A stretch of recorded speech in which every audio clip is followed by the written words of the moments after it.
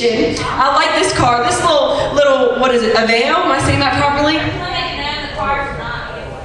The car is, the car, well, this week it's not a giveaway, but maybe next month we can give away the Aveo. No, I'm kidding.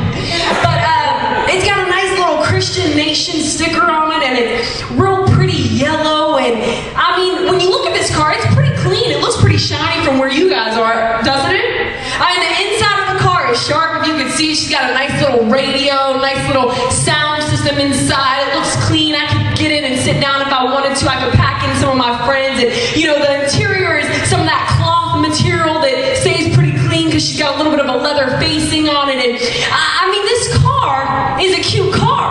I wouldn't mind driving out of here with this car. Maybe you should give it to me. I mean, but this car is really, really nice, and it's cute. I mean, when I see Minnie get in this car, I'm like, girl, you got a cute little car.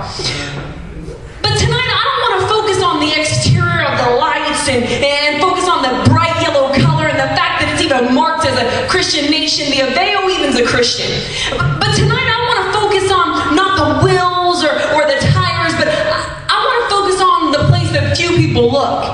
The mechanic never goes to the trunk. The mechanic never looks inside and really says, oh, you know, this car's okay because it looks good on the outside.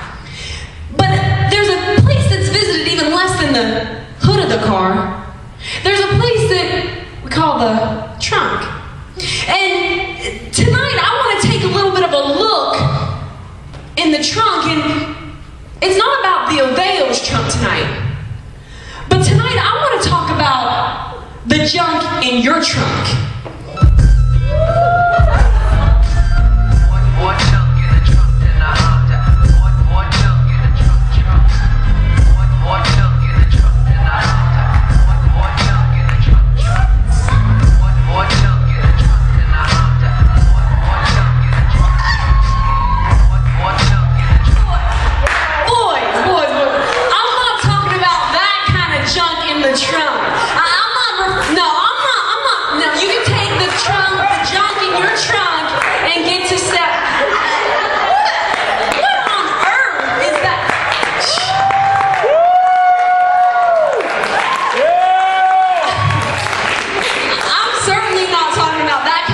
Junk in your trunk.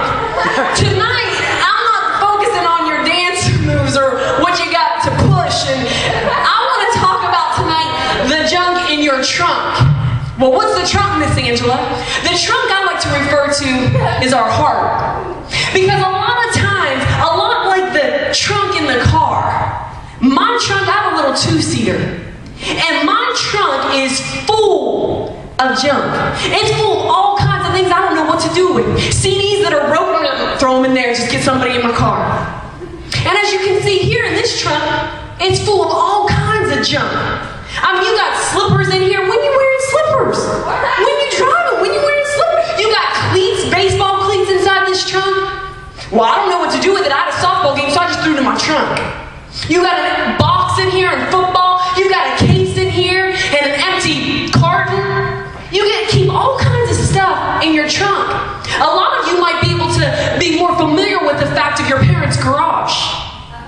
You know, you go down into the garage. We don't let the guests go to the garage. Sometimes we don't even let them go into the basement because that place ain't clean. Well, we keep all the guests outside of that garage. Because a lot of times when we don't know what to do with something, we just throw it in the garage.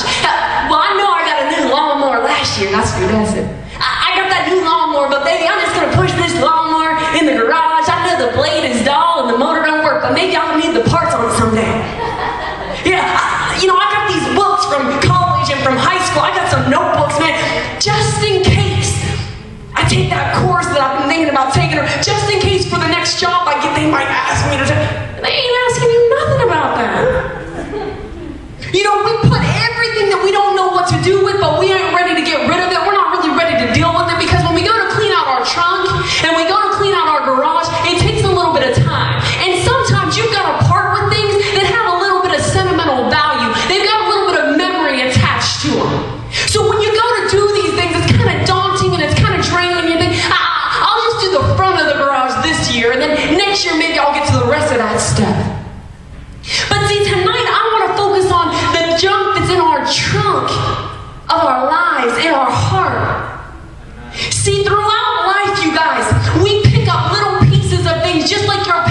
do. Pick up little pieces and we say, oh, we can maybe use that later. We'll put it here. And you get a brand new wardrobe. Yeah, but I'll keep that plaid shirt and those shoulder pads because maybe it'll come back in style. I'll just put it here in the trunk because even if I'm painting one day and I want to look cute, maybe I'll put that on because I'm like, we put things year after year. We put them and shove them to the back and just save them and hold on to them, knowing we're never going to use them again. And that's how we are with our life. Throughout life, we walk through this journey. We walk with our friends and with our family, and we pick up little pieces of this and little pieces of that. And sometimes we're unaware. Because how many of you know when you've gone to clean out your closet, you think, man, when did I have that? I didn't even know I kept that. Dang, that was when I was like 2 years old. But that's what we do throughout life. We pick up little pieces here and little pieces there, and sometimes unaware. You say, well, Miss Angela, what are you talking about? Little pieces of this and little pieces of that. I'm talking about the fact that sometimes you hold on and you pick up a little piece of that rejection. When your friends turned their back on you and they were talking about you behind your back, you picked up that rejection and not even knowing that you didn't deal with it properly, you just held on to it. Because then you thought, well, you know what? Now in the future, I'm not going to trust people like I did. So now you picked up a little bit of mistrust with that. See, you decided then when you realized that you couldn't trust your friends, you really can't trust anybody because after all, your parents and your loved ones, they broke a lot of their promises to you too. So you hold on to that mistrust and it gets to go a little bit deeper and that rejection gets to be built on a little bit and you begin to rationalize why you've got it the way you've got it. Then you go through a little bit more of life and you pick up a little bit of anger because your parents never do believe what you say after all.